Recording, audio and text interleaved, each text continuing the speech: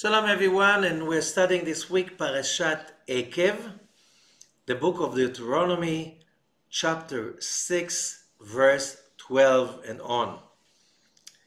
והיה עקב תשמעון את המשפטים האלה ושמרתם ועשיתם אותם. Very hard to translate unless you make a whole spiritual Kabbalistic commentary. First of all, the word v'haya ekev tishmeun. It's very hard to translate that.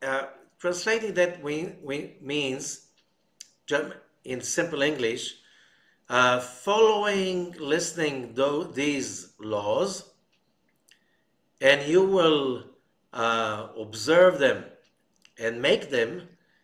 Okay, that's how it starts. Now you have to understand that this is much deeper than that, although the word Ekev, which is the name of the parasha, Ekev means it's coming from the word Akev, a heel, which means like to follow, to be conditioned by. Jacob, Yaakov, the word Yaakov, Jacob, he was named Jacob because he was holding his brother's heel when he was born. So he was following his brother. Now we have basically the meaning of the parasha. Ekev is basically cause and effect, which means you follow certain system of behavior, cause and effect, that's what's going to happen. You follow another set of laws, of ordinances, that there's something else that is going to happen to you, because that is basically the law of the universe. There's a cause and effect. And so how is that connected? What is that dependent on? So the words that will follow us till the end of the book of Dvarim, ושמרתם ועשיתם, לשמור ולעשות. This is a conjugation of two verbs, shamor ve'aso. Shamor means to observe, but the real meaning of the word shamor is to guard, which means to be not an observer, but a guardian. Why? Because in the Hebrew word for a guardian, or somebody who is on the watch, is shomer. Shomer means the person on guard. Okay? So, which means the whole thing is not about the actions of our lives only, because that's in the other verb, ve'asitem. Aso means to make, to do, to act upon. Okay, why does Moses need to use two verbs every time he relates to the mitzvot, the precept, and so on? Which means there are two sides, and that's the main idea. There are two sides to everything we do. One is the action itself that has a meaning. However, the action does not have the same meaning unless it is connected to awareness. And that's the verb shamor. Shamor is about being on guard. What does it mean? When you are on guard, it means that you have to watch what's going on. You have to be aware of it. You have to be conscious of it. And you have to be ready to act upon it. Okay? That means an active watchfulness. So that's the first verb, ushmartem. The other one, vasitem, that's also the action, which means in a human being's life, it's not just what we do, it's also very important to understand, it's also what we think, feel, and how do we perceive the whole action. Because this is exactly what this is about. It's a following the previous parasha, Vayetchanan, which was a lot about prayer, meditation, and especially the whole thing of yichud, uniting the universe as one. How can I unite the universe as one? When we understand that we have the power with our watchfulness, which means responsible watchfulness, we have the power to make things meaningful. And that means a lot. Uncertainty principle and all the ideas in modern physics that are coming out from that basic idea that when you measure reality, you become part of the reality you measure. It's all in that issue of the two verbs, lishmo ve'lasot. To observe, which means, again, active watchfulness, and to do. And what does it mean? It means that we are part of the universe with, with a big W, and it's the universe. And our job as humans is basically returning the universe to its original state of completion, oneness, and harmony. Okay? This is our job, and we don't have any other job really. All the other jobs we have, we have some jobs on this plane. We have to make a living because we need a roof, above our heads. We need to serve some food on the table. We need to pay some, we have to pay to the services that we get because we live on the grid, and you have to pay for the grid. You have to pay for your electricity, water, cell phone, internet lines, all of that stuff. That's a lot of stuff. You can't just get it for free, correct?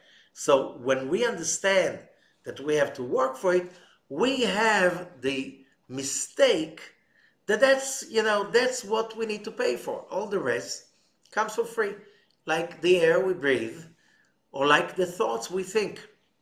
And here comes the Torah. It says, no, you have to be responsible for all of that because you have a mission, a calling.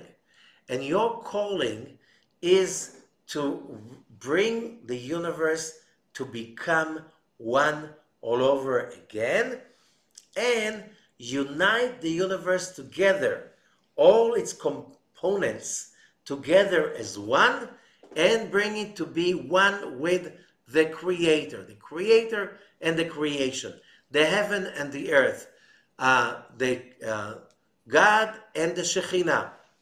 This is the main thing, which means, yes, we need to have a job to make a living. In order to live, we need to live in a house.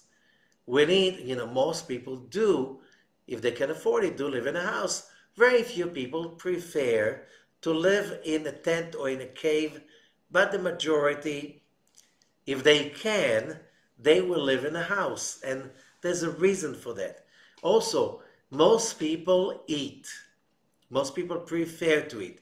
Some people think that it's a great idea to meditate and not to eat, just to breathe the energy from the air. Some people think like this. Kabbalists do not think like this. We have those worldly commandments, which means it's a commandment. We have no choice. We have to eat. We have to live in a place that is livable. And that means money, work, payments, investment of time and money and power and everything. And all of that, we think that's for the physical aspect. And there is, if we have time, there's a spiritual realm. nothing to do with the physical realm, which is really shameful that we have to be busy with that. That it's so shameful that we have to be busy with the physical body. But this is not correct. The body is the house for the soul. The house that we dwell in is the house for the body and the soul. Everything that we need to have in our physical life, including food, it's all connected to one thing, our calling. And so the Zohar of this parasha is basically, because the parasha is talking about the blessing, first of all, and I'll explain. If you follow the rules, if you preserve, if you keep, let's say, a responsible watchfulness over everything you do and you think, and you also make sure you do the right things, which means, the Zohar says in Parashat Truma, for instance, you cannot be a highly spiritual person and cheat your fellow human beings. It doesn't work together. More than that, if you reach a very high level of spiritual connection to the Creator and you are not an honest person, you lose all the levels that you acquired, and to get them back would be so much harder than in the first time. Which means the watchfulness on one hand and making sure that what you do is in alignment with the rules of honesty, dignity, and so on. This is very important. Okay? Why is that important? Because when you do that, you connect to the grid. What does it mean? And God will keep the covenant with you. What's a covenant? Covenant is basically an agreement in the highest level. By the way, when you sign, when you come to a new house and you have to sign an agreement with the power company, you have to sign an agreement also with the city. They supply you with all kinds of services. Okay, the garbage collecting system, the water system, all of that, it's part of an agreement that on one hand you have to sign an agreement to have, which is basically a covenant between the citizen and the governing authorities, the suppliers of water, internet, all of these, electricity, all of these essential needs that we have right now. Without them, we don't have a normal life. Whoever experienced power cut, failure, or stuff like this, it's unbearable, especially in the heat of this summer. Now, so when you keep the covenant, how? By this active watchfulness, and which I'll explain, and doing the right thing, then the result, verse 13, Ve'ahevcha, and God will love you, Uverachecha, will bless you, Vehirbecha, will multiply you, Uverach pri b'tnecha, and will bless the fruit of your loins, Ufri admatecha, and the fruit of your land, Deganecha, your grains, Tiroshecha, your wine, V'itzarecha, your oil, Shgar alafecha, the birth of your livestock. All of that will be blessed. Now, you can read it in a religious manner, which means if you follow God's orders, God will bless you. But if you read it in a more spiritual aspect, it's not that simple. And this is why Moshe Rabbeinu, is when he gives all of these rules and the stories and overcoming, and then in chapter 8, verse 1, again, Kol ha-mitzvah shani metzilcha hayom, all the precepts that I'm giving you today, tishmerun la'asot, you'll have to, and again he's using these two verbs, which means the responsible watchfulness and the actions. And then he says, leman tichyun, in order for you to live, urevitem, and to multiply. Okay? And then he adds on verse 2, וזכרת את כל הדרך אשר הוליכך אדוני אלוהיך זה 40 שנה. And you remember the way that God walked you through for 40 years in the desert. למען ענותיך. The verb here is ענותיך, and the verb means in order to torture you, to make you suffer, and that's a simplistic meaning. So God took us through the desert in order for us to be tortured. Okay? לנסותיך, to test you. לדעת את אשר יש בלבביך, to know what's inside your heart. Are you going to be a responsible, observant, watch person over the mitzvot or not? And then he continues, verse 3, ויענך ויריבך, and he tortured you and starved you, and he gave you instead the manna. Verse 3, אשר לא ידעת, that you never knew, ולא ידעו אבותיך, your fathers, your ancestors, they never experienced the manna. What for? In order to notify you, כי לא על הלחם לבדו יחיה אדם, that a human being cannot live only over the bread, but whatever comes out from the mouth of God, that will make a human being alive. Okay, what are we saying over here? And here Moses is laying the program. As we said, yes, we need to build a home. We need with all the connections possible to all the grids and the lines of supplies that we need and so on. We need to eat. What can we do? But all of that is part of a grand plan for us humans to basically follow our calling. And what is our calling? Tikkun olam. Tikkun means correction. Olam, the world. The correction of the world. We're here to correct reality, to fix reality. Okay? So that means that we have a calling, a duty.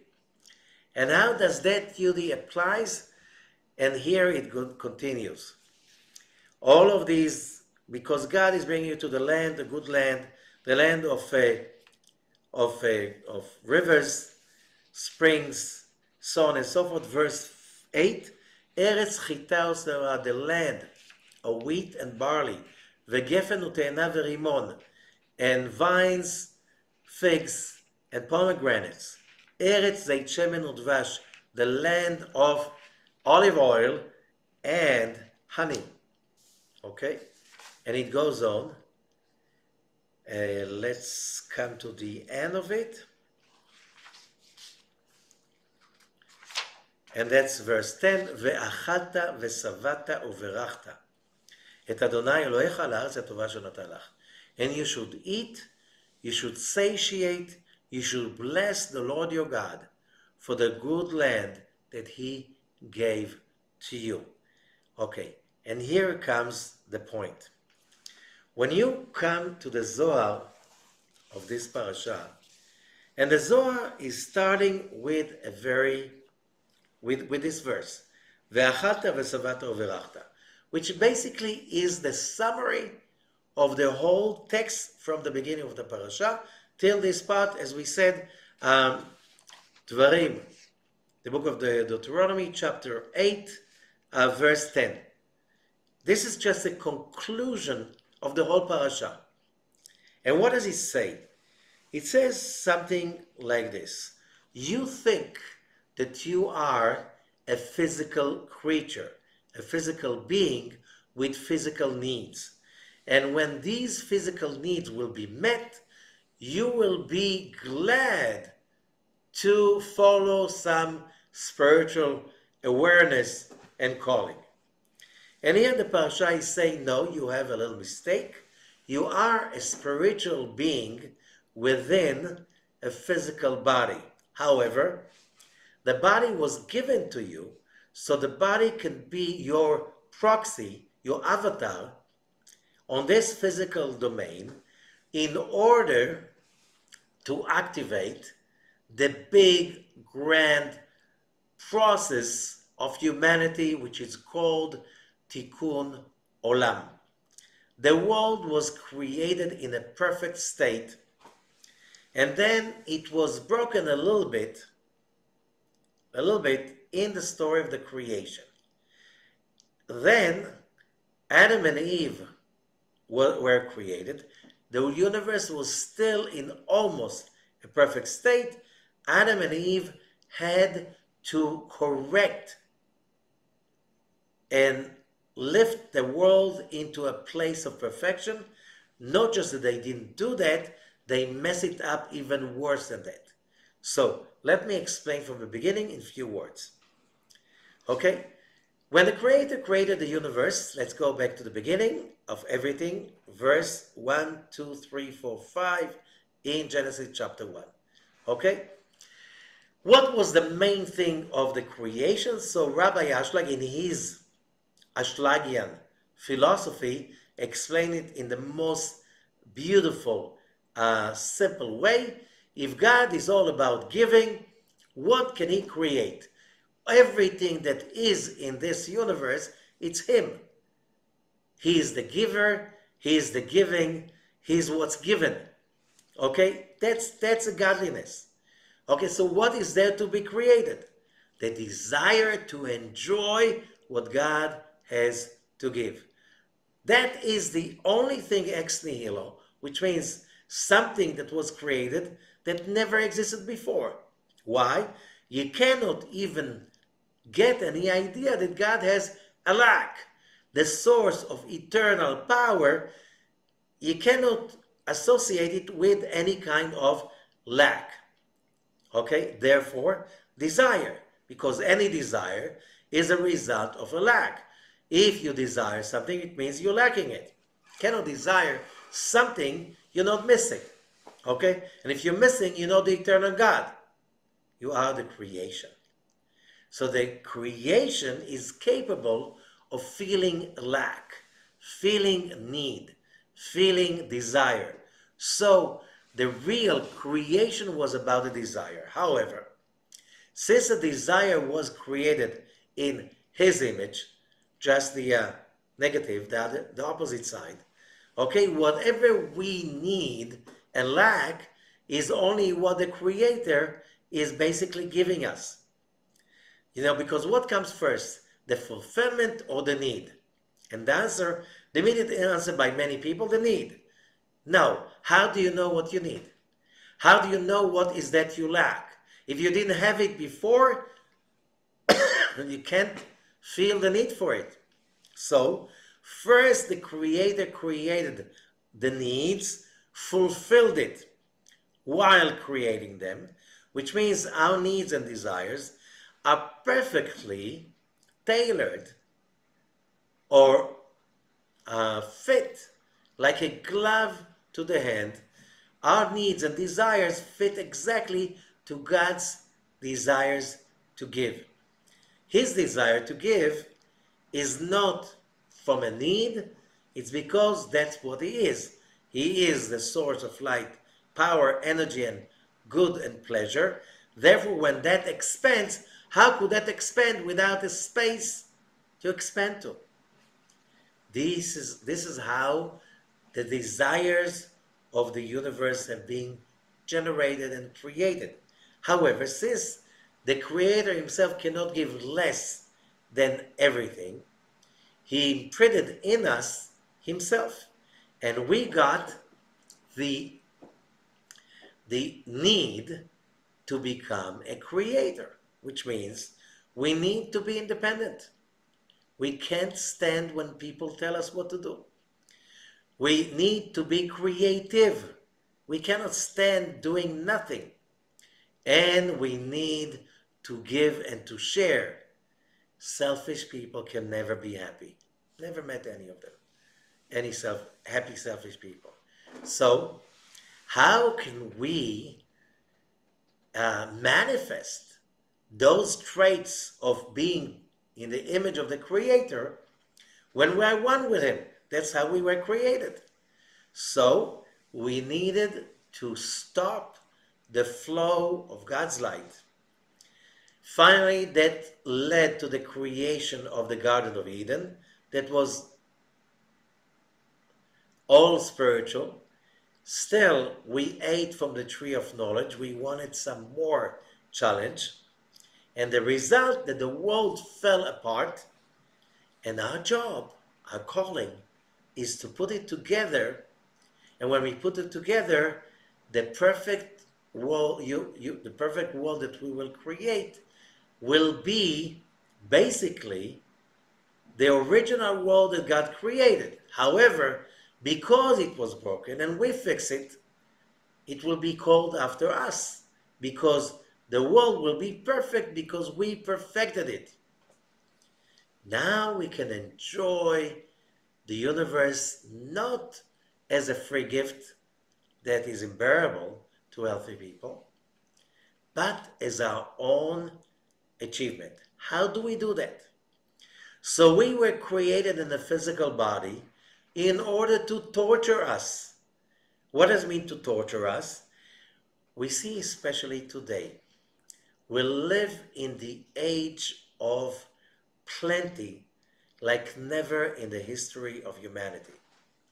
Even people who are relatively poor in our society, they live with luxuries much greater of kings of the just centuries ago. Just think about the old royal families of Europe. If you learn about their lifestyle, when there's no running water in the pipes, and when it's all the hygiene and stuff like this, life expectancy was very short. Even if you're being a royalty and you were poisoned by stuff that you had no idea that it's poisonous, forget it. And they did not have a cell phone, access to a computer, access to knowledge that today every simple common person has access to. It's a different world. It's a world of plenty. Plenty of what? On one hand, immediately we grab the physicality. We are in the most materialistic society ever. It's like God, He says, you want it all the time to be fed. If I just had all of the good stuff, which means a nice home, good food, medicine, healthcare, all of that stuff. So you know what? You got it. Not just that you got it more than what you can even use. Therefore, how do we know? We are all obese. Why? Because there's so much food. You don't have to be worried about it. The food is so cheap relatively. If you just read about the society of ancient times, I'm not talking about royalty. I'm talking about the common people. Okay? Hunger, diseases. That was part, normal part. Today, we're so much more free from all of that. So what do we do with that spare years that we got? 100 years ago, let's say in the 19th century, people still had a life expectancy of 40 years. Okay? Now it's more than double that time. What do you do with this extra time? People had to work to make a living from early morning till late at night. Today you don't need to. What do you do with the extra time? What do you do with it? all of those days. Today, people used to work 7 days a week. Today, hardly 5 days a week. Okay, what are we doing with that weekend, with those weekends and times of leisure that we have? Are we putting ourselves into the work of our calling? When we do our work, why do our work? Because the work we have, if you read the Torah, why there's so many rules connected to the building of a house, to agriculture? Because all of these jobs have a spiritual dimension. And when you do it with honesty and dignity, and also with awareness that our physical actions have a spiritual dimension, that it's not just about being honest, it's about correcting your soul and bringing the world back into peace, into completion. And you need for that lishmor velasot. You need the responsible watchfulness, and you need the physical actions. You need both. And that's why Moses is mentioning that few times. So why is the torturing reminded over here? Because it's about, if you see today we live in an era, it's like the time of the manna. Whatever we want, you have it in plenty, over than plenty. Most people today can afford buying much more food than you can consume. What is the result? A, we throw so much of it. B, we have a very hard time to keep ourselves in shape and in the right weight, and not getting all kinds of diseases that are a result of irresponsible food that we eat. More than that, are we happier now that we can eat anything we want? Are we happier? We can afford buying houses that, in the houses most people in the Western society live. You can have a whole clan, right, of the ancient times. Old times, people, you could raise a family with 10 kids in 1-2 rooms. That's it. Today, today you need for that you have a kind of a mansion for a family of 2 parents, 1 child, and a dog and a cat. Okay, and that's even too small. You need to have also a pool and a golf course, and maybe also a tennis court on your own property. Okay, and without it, that's not enough. What about traveling from one place to another? A donkey is not enough. You need a very expensive car, which is also part of fashion. It's not just traveling from one place to another. It's a declaration of status. Are we happier? Yes, we can afford getting more and more. And the result, we are being tortured. Why? Why are we tortured? Because our soul is screaming, I'm hungry, I'm defeated, I'm depleted, I'm empty, I'm not feeling anything, which means the body, who's just a proxy, who's just a tool for the soul, the avatar, to let the soul experience, the body takes over. The avatar becomes the real thing in our minds, of our society. So you spend most of your days on what? Feeding the needs, desires of the body, and it's never satiated. It's never full. Why? Because the body is just an avatar. It's just a tool for us to do what? So the Zohar is saying something like this. That's verse 1 in the Zohar of Parashat Ekev. It takes the whole chapter that we just read from from the beginning till you should eat, satiate, and bless, and so on, till chapter 8, verse 10. And the Zohar says like this, it's a mitzvah to bless, מצווה זו היא לברך את הקדוש ברוך הוא על כל מה שאכל ושתה ונהנה בעולם הזה.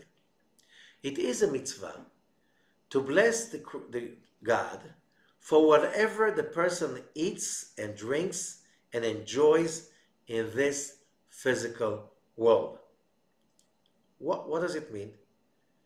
It says mitzvah. So we need to understand what is the meaning of the word mitzvah that wrongly is translated into commandment. The Hebrew word for commandment is tzav, not mitzvah. Very close word. However, in Hebrew, the consonants are not as important as the structure, the vowels. So tzav and mitzvah, they have the same shoresh. However, it's a different grammatical structure. The word mitzvah means to connect, letzavet, to connect, to team together the physical and the spiritual, the heaven and earth. In every action in our lives, there must be a heavenly connection. Our job is to be watchful with responsibility over that dimension of everything we do. Why? This is why we are placed on earth. We're not here like beasts to feed and breed.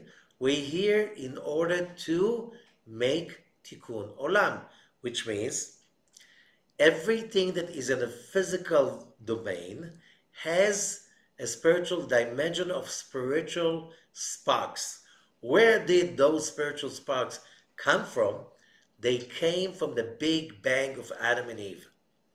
When Adam and Eve ate from the tree of knowledge, the world smashed into a big explosion. And the sparks of the great unified power that was Adam and Eve, all of humanity's souls, that exploded into many, many pieces.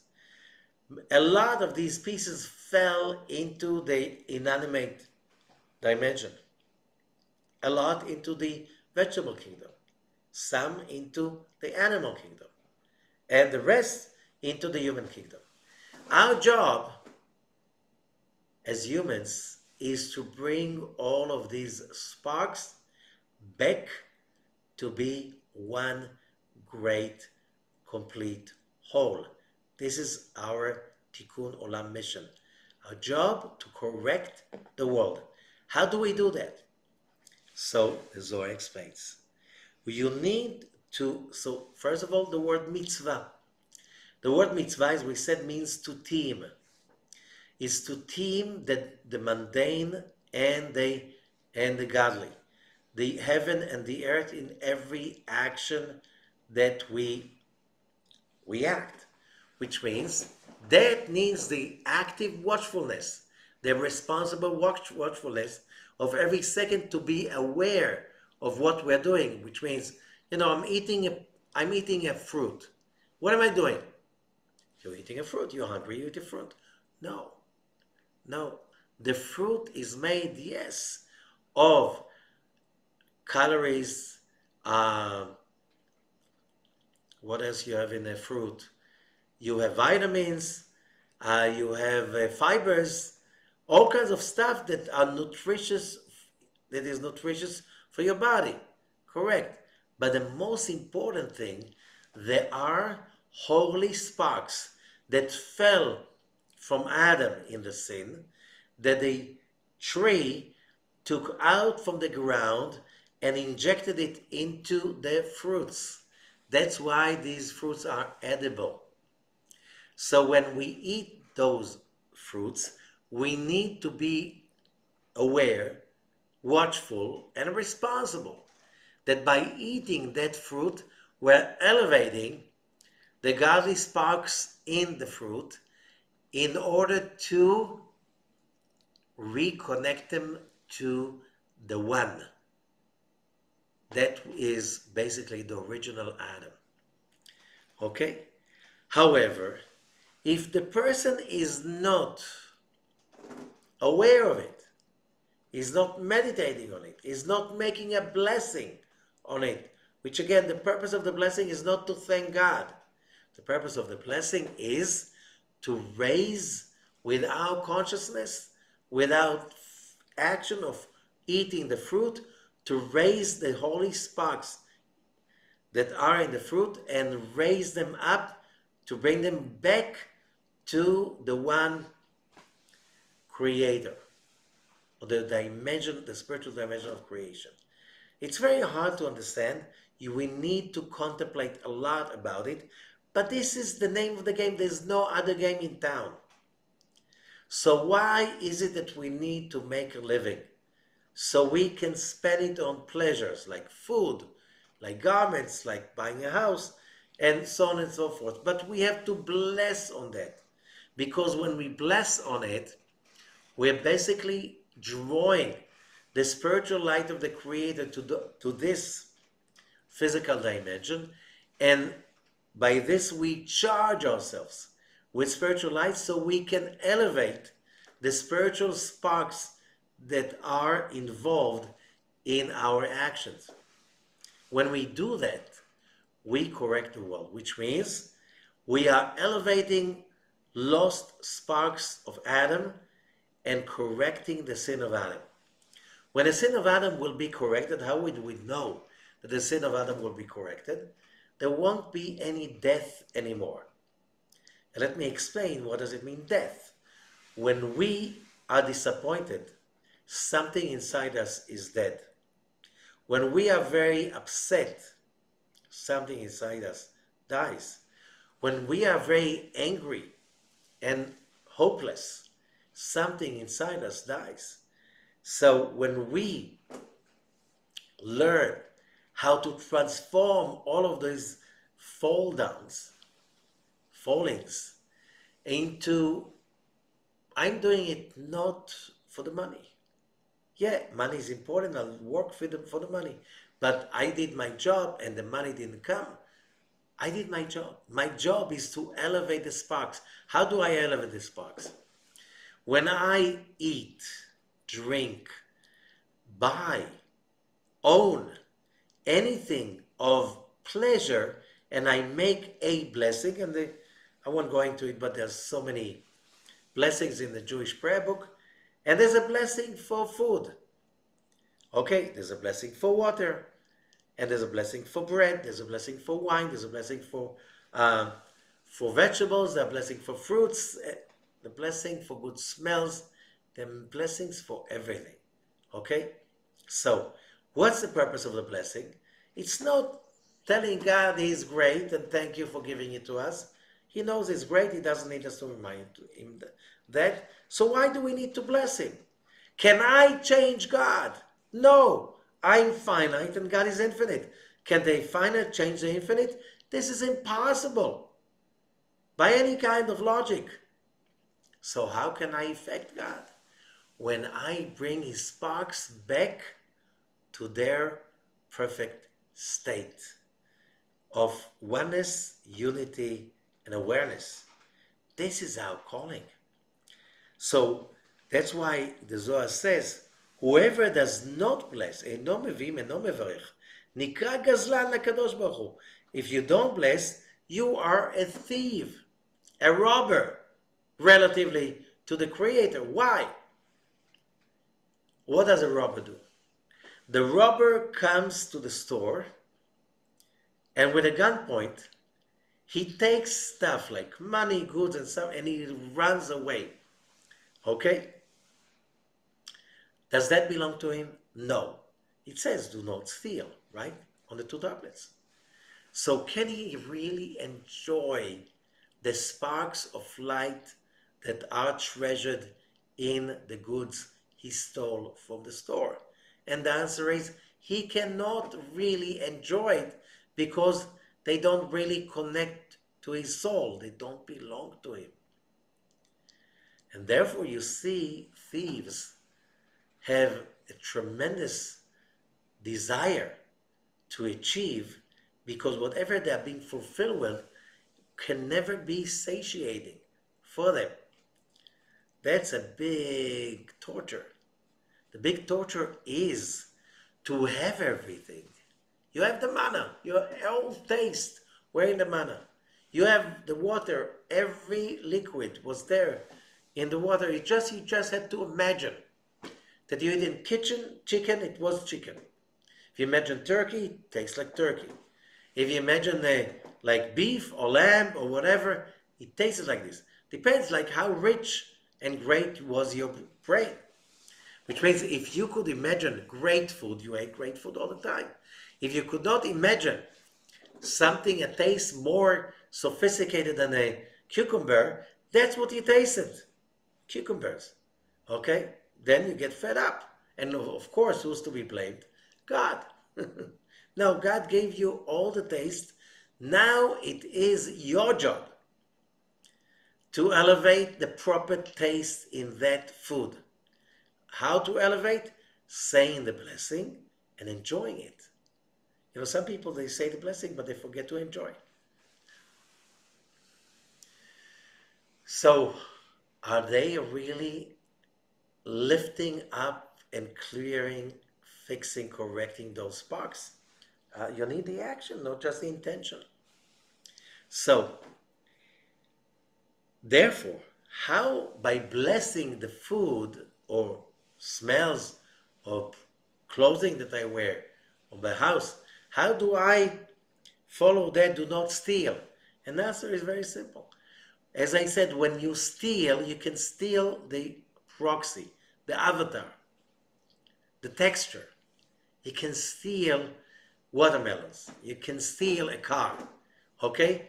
Can you really steal the godly light instilled inside since it was made? No, that you cannot steal. Why? You cannot steal godliness. You cannot. Can you force somebody to be happy? No. Can you force somebody to be successful? No, you can't. They have to come up with that idea of watchful responsibility by themselves. Or you can give an example, be a role model, educate, whatever, but you cannot force somebody to be there. Okay, so that's why when it says, when we say the blessing, we say Baruch, we already awaken the top three sfirot, because the kaf of the letter Baruch is the high keter. Then you have Chokhmah, Reshit Chokhmah is the letter Reish, okay? Then you have Binah, and Binah is in the letter Bet, okay? Then you have the Vav is Dat, and you have, you have Keter, Chokhmah, Binah, Dat. Yes, we have all of that. Vav, the Vav is Dat. Okay, so the moment we say Baruch, we awaken like the whole grid of the supply of spiritual light of the Creator. When we say Ata Hashem Elokeinu, that's right, left, and central. But it's like Ata is right, Hashem is central, Elokeinu is left. And then you say Borei Pri HaGefen over the wine. Hamotzi Lechem Min Haaretz over the bread. Borei Pri Adama over vegetables. And you have lists for that on the internet you can find. So and then Malchut, you manifest the vessel to receive that light. Now with that light that you brought in through the action of saying the blessing, then when you eat the food, you raise those holy sparks captured inside the physical food, and you lift them up, correct them, to build the tree of life of Tikkun Olam. So the effort of millions and millions of humans for thousands of years to look at life and to experience it from the spiritual dimension, this is Tikkun Olam. So when we are very, very materialistic and we connect only just to the physical aspect, that's why it says, Gozel aviv v'imo. You're robbing your father and your mother. When it's called Gazlan LaKadosh Baruch Hu, you are a robber in front of God. משום שהברכות שאדם מברך את הקדוש ברוך הוא באים להמשיך חיים ממקור החיים. And this is, says the blessings that the person is blessing God, they're not in order to make God happy. He's happy. He's the happiness. Where can he get happiness from? Not from us, for sure. But when you have experience of that happiness and that source of life, which is Shmo HaKadosh Shel HaKadosh Baruch Hu, that you can really connect to the whole name of God and to bring that bliss to the whole world, when you do that, you will be satiated on a vessel that is soul vessel only, that is not a small little tiny coming and going pleasure of the body. That's something of a bigger picture. That's why it says the watchfulness, the responsible watchfulness. I am responsible for Tikkun Olam. I am responsible for the world ongoing correction that people all over the world are doing whenever they try to do everything just for that purpose of uniting with the Creator and the creation. And that's what this parasha is about.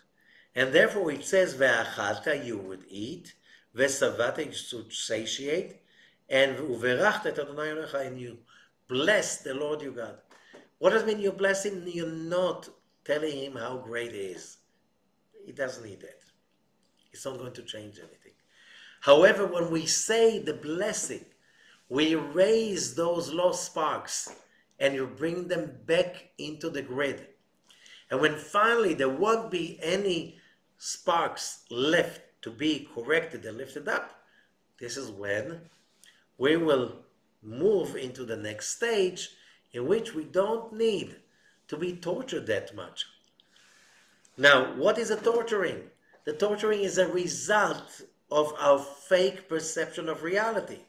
That, I could be happy enough without any spiritual dimension. Leave me alone with that mysticism. It scares me.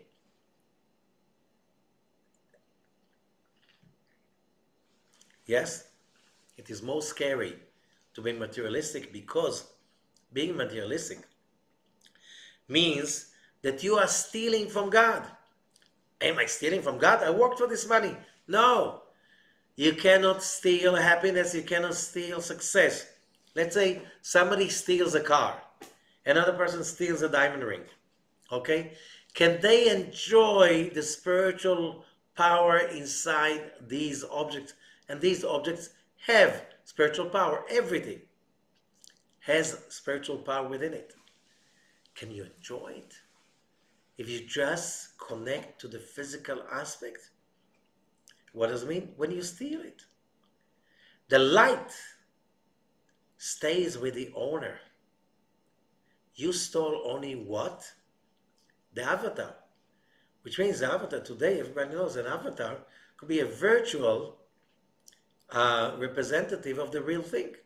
Which means you steal money, you steal food, you steal success. You cannot. Only the shell, the show, the facade can be stolen. But you'll always stay empty-ended when it's over. When you realize it, so why I'm not happy anymore? Why I'm feeling so depleted? Because you stole. So, but when I am basically using those rules, I am elevating the sparks. I'm connecting to the spiritual light within every action. I have that kind of awareness in business, family life, community life. It's all about following these rules. What is the result? We go back to the beginning. It says so right in the beginning. Zohar Ekev. When the laws of cause and effect. That you listen and you observe and you're watchful and you really take responsibility for Tikkun Olam, then God will love you. What do I mean? But if I don't, if you don't, you're off the grid. And you're off the grid, even though he loves you, he cannot. It's like, somebody is sitting in a house. He built a new house. He never bothered bringing somebody to check if it's by code and to apply for the power company to get him on the grid. He never did it. He never bothered to do it. So sitting in the house in the darkness, it's very hot in the summer, very cold in the winter. It's dark, he cannot cook, he cannot this. And he's complaining the whole day. Where is that? Where is that? You have to set those lines. When we are connecting to everything we connect to, everything that is really important in our mundane life, our food, our drinks, our livelihood, it's all have to be in tune with the spiritual world. Otherwise, you will never be satiated, because for you it's a theft. You're just trying to enjoy the image, something that is so elusive, it doesn't really exist. So that is basically the main idea of the parasha. There's one more thing that I want to read over here, which a lot of people can relate to it. And it's in the Zohar of Parashat Ekev. It speaks, it's an essay, an article that's speaking about the meal, the spiritual aspect of a spiritual meal. One of the major tools of spiritual experience is when we basically create a spiritual meal. It's not just food, it's a seudah. Seudah in Hebrew does not mean feeding, it means supporting. Which means we are supporting our souls by eating a meal with a spiritual dimension. How do you make a meal a spiritual dimension? You bless in the beginning, you bless at the end. You eat bread, and you bless on the bread, and you bless over the wine. And whatever you eat it with a blessing, you eat it with a consciousness of that I'm not eating because I'm hungry, although that helps, okay? But I'm eating it in order to elevate those sparks and bringing them back to part of the light. So it's only my consciousness that does it. When I'm doing that, everything will go your way, which means maybe certain things won't go according to your mental expectation, but you realize later on that that's the way it was supposed to be. But then the Zohar speaks about, this is a very powerful article. It's starting with verse 31 in the Zohar of Parashat Ekev. However, there was one thing that I wanted to add. Verse 53 in the Zohar. ובגינה הוקמו רבנן, דביקש קודשה בכל מידה יפה לישראל. So if we are saying that we're speaking about the dialogue between the spiritual aspect of the universe, which is God, and the physical aspect, which is us, the sages said that God asked for Israel the quality that is called dalut, poverty. Why poverty? And the sages were asking about it. It doesn't make sense. שהרי העמידו הראשונים, the first sages explained that the whole thing about death is about poverty.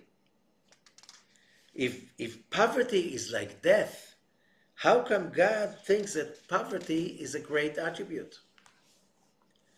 Ela, verse 54.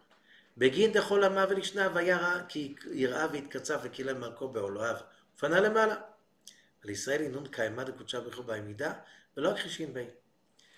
Every nation, every language, when they are idol worshippers, when they are hungry and then they are angry and then they curse and they blame and they put in shame and everybody is to be blamed. Okay? That's a really, a lot of people behave like this and they're really an extension of the slavery of the ancient time and idol worshipping. Because you now worship the anger. And you go to museums that display things that strengthen the feeling of depletion and anger. But it's not a real fulfillment, lasting fulfillment. But we know that idol worshippers, when they are going through hardship, they turn with anger to God. It's like little kids who are not educated enough, and when things are not going their way, they beat up their parents. It's like your parents is the person you need more than anybody else because whatever you got is from your parents in most families. Now you're beating them up. It's like, what's going on with you?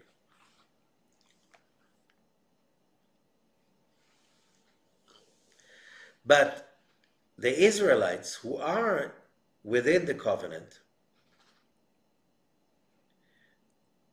and that's because because of that, they will be redeemed.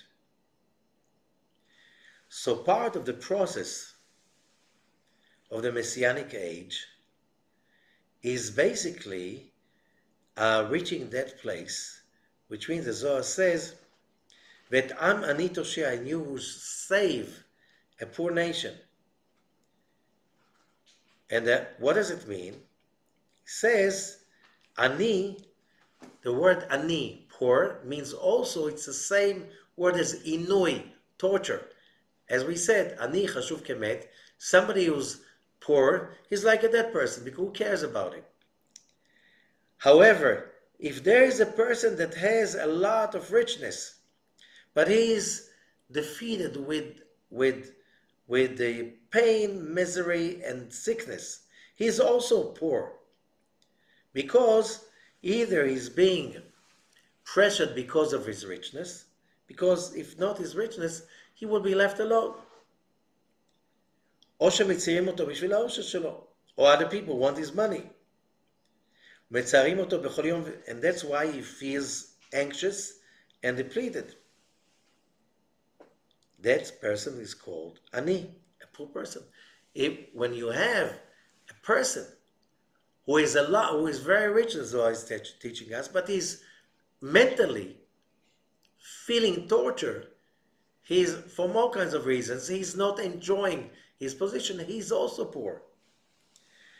More than that, which means he needs forgiveness, he needs a hug, he needs comfort, he needs a lot of study because he is tortured, although, and in spite, and maybe because, once I was thinking about it, I met so many rich people, healthy. You look around, it's like, what's wrong with you? Why you're always angry, upset, depressed, and always in a state of fighting with all the people you really supposed to care for? Your family members, your community members. Why is it always being in such a terrible state? And then I realized it's like they were so rich. And the problem is when you don't have the money, you have a hope. When you get this luxurious house or that very expensive car, then you'll be happy. Now, so as long as you don't have it, you still have hope. Now you have it and you feel cheated. I have this and this and this, I'm still not happy. What's wrong with me? Frustration, anxiety, upset. That's being poor. Poor means, ani means also tortured. They're being tortured. So they take drugs to simply remove the level of the pain, the anguish, the frustration, the hatred, the upset. But continue with me, verse 55. ועוד יש עני שנסתלק ממנו הדעת. But is a worse. The worst is the poor person that has no consciousness. Well, because of the pain, because he went through something, he's not really aware, not responsible to his thoughts and mind. But the deeper meaning in both cases, the rich was miserable. They are so poor in what? In spiritual awareness. This is the real reason why they're being tortured, because just the physical pleasure cannot satiate the brain and the heart and even the body. You need that awareness that I'm blessing over the food, over the house that I've bought, in order to tap into the spiritual dimension. So I'll be in both dimensions. This is so crucial for our well-being. So that person, like it says, like Job, that it says, Iyov lo beda'at yedaber. In Job chapter 34, Iyov speaks without, he's not sane. His brain is not really clear. What does it mean?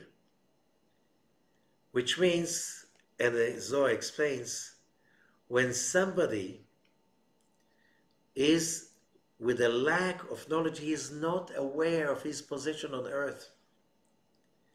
He is poor. He cannot be a sinner because he's not aware what he's doing. He's like a little child, like a baby. He doesn't know what he's doing. You cannot treat him like he's a sinner.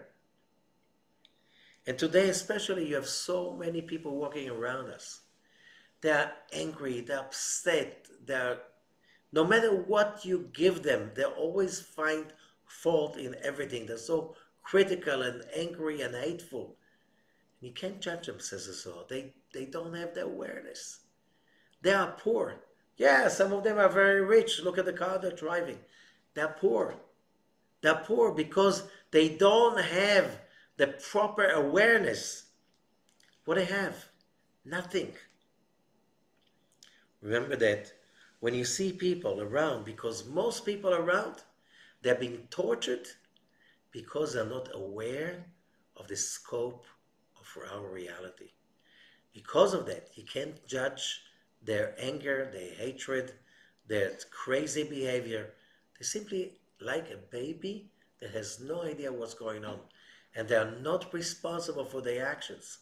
And the greatest charity is not today not to feed people with food, is to feed people with spiritual food, so they'll be able to come to their consciousness of responsible awareness. That start the journey into real, true richness. And that's basically this parasha. That's what the word Ekev, it's you have, that's what follows. That's what follows reality. If you take that consciousness with you wherever you go, then you're rich. Doesn't matter how much money you have in the bank. You're rich because you can tap in the spiritual dimension of everything that is happening to you. And that is the greatest richness. That stays forever. On the other hand, if you're just focusing on the physical aspect, that's empty. That will never satiate. The best thing is to have enough money, enough power, enough assets to be able to share with others and to use everything that you have physically, talents, properties, whatever, in order to bring more awareness to the world, because the world is really poor right now. Thank you so much. Have a great week.